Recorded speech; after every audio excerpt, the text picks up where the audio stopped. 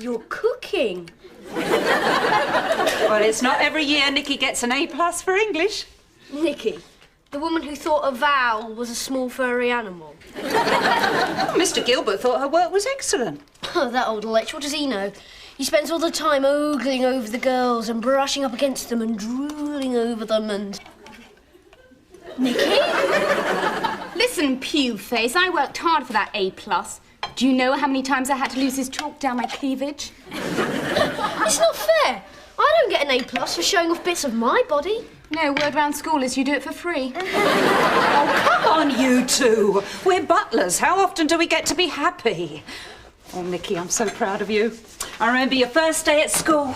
How we both cried, and then you discovered boys and I discovered daytime TV. You know, one of these days you'll marry one of those boys. Then you'll discover daytime TV. Mum, is it okay if I have a lie first? Why not? Give it a try. Here we go. Grubs up. Nikki's not the only one who's been working hard. I actually had to open that tin. Hello, darling. Pam, I've just heard some bad news on the radio. Robson and Jerome are making another album? Nope, it's worse than that. It's Gary, the bloke who owns the shop. He's been killed in a plane crash off the coast of Hawaii. Hawaii? Oh, I'd love to go to Hawaii. That's hardly the point. A human life has just been snuffed out. A woman has lost her husband. A child has lost a father. And I've lost someone to pay my wages. Wages? Oh, you mean that bag of coppers you bring home each week? Of course, it's nothing compared with what you bring home, like that swine fever you brought back from your mother's.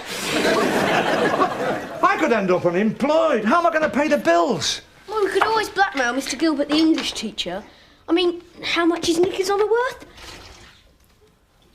Not enough. But, Dad, if you lose your job, we'll still love you. Yes, it's just we might be living with someone else. Anyway, what am I worrying about? They can't fire me. No, I've got experience. And I've got experience. And, yes, well, experience counts for a lot in the shoe trade. It's a big help in English classes, too. You know the thing that really bothers me about all this? Here's a bloke lying dead at the bottom of the ocean, and he never even bothered to come and introduce himself to me. Well, I bet he's sorry now. I mean, look, I've worked for this bloke for years, and he never knew I existed.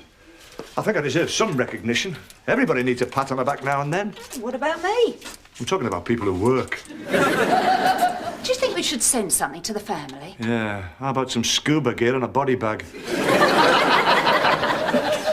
No, you're right, though. We should get him something. Something big and expensive. Oh, I can think of something big and cheap. I know. A beautiful floral tribute, yeah. A giant slingback made out of roses and lilies.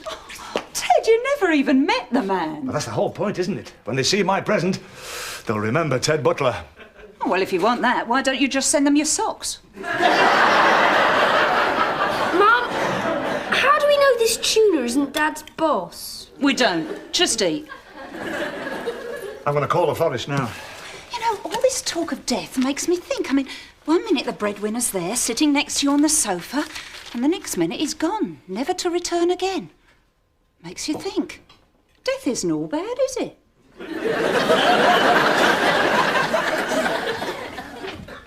Vicky, the men in this are naked. I tell you, if I see anything like this in your room again, you can kiss it goodbye.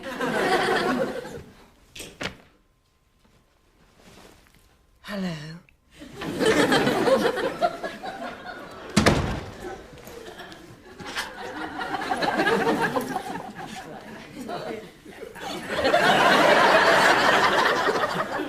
Pam, is that normal?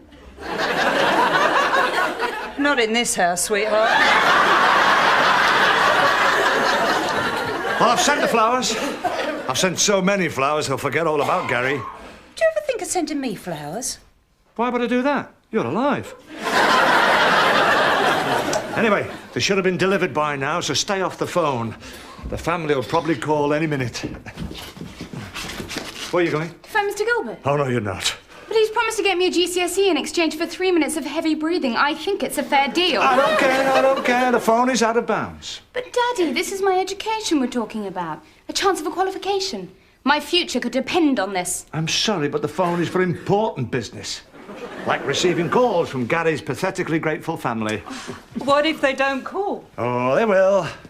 For 300 quid, they'd better. 300 quid? Where did you get 300 quid? Oh, holiday money. Oh, Ted, how could you? I was going to spend that on clothes. I've seen this lovely tangerine rayon jacket, single-breasted, pink buttons. Pam, when the family receive those flowers, they'll be so grateful they'll give me a pay rise. And then you can buy something that covers the whole of your chest. Come on, phone, ring. Hello?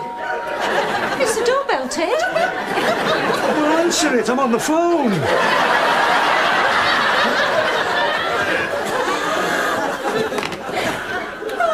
Hello. Hey, Ted, did you hear the news about Gary? Yeah, he's dead. Great tragedy and all that. Yes, just stay away from the phone, right? Hello? It's the oven timer, Ted. You've cooked? No, it's just to remind me to phone for a pizza. Yes, well, don't use the phone, all right? Because Gary's widow's going to call. No, she's not. Gary's not dead. We just heard it on the news. He's alive? Are you sure? Yeah, he's quite a man, your boss, Ted, a self-made millionaire. He was flying his own jet, the equipment failed, he bailed out and was washed ashore at a topless hula school. Half a dozen scantily clad women made a crib for him out of their grass skirts and nursed him back to health. They think he's a god. So do I. Isn't that great news, Ted? You've just spent £300 on flowers for a millionaire so your family could starve and your wife could go naked. Pam, believe me, I'd kill before I'd let you go naked. And no jury would convict me either. OK, so he's still alive.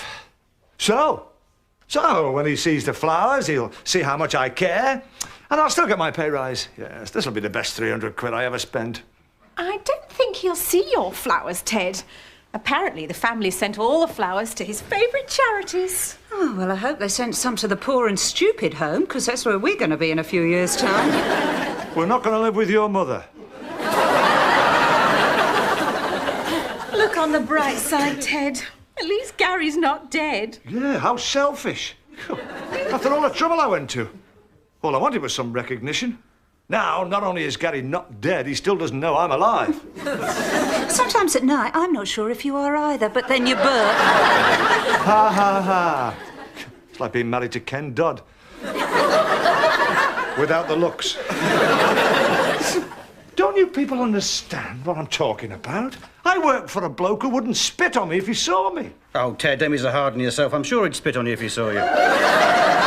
It's all right for you out there on the golf course with Mr. Nat West. I don't know the man who owns the bank. It's a giant corporation. I'm just a little cog in a big machine. Nobody knows their boss today, Ted. It doesn't matter. It matters to me. I'm going to meet my boss. He owes me that. Yeah, I'm going to track Gary down. I'm going to give him 30 days to meet me face to face here in Watford. He's going to shake my hand and say, "Thank you, Ted Butler, well done." What if he doesn't? Then I resign.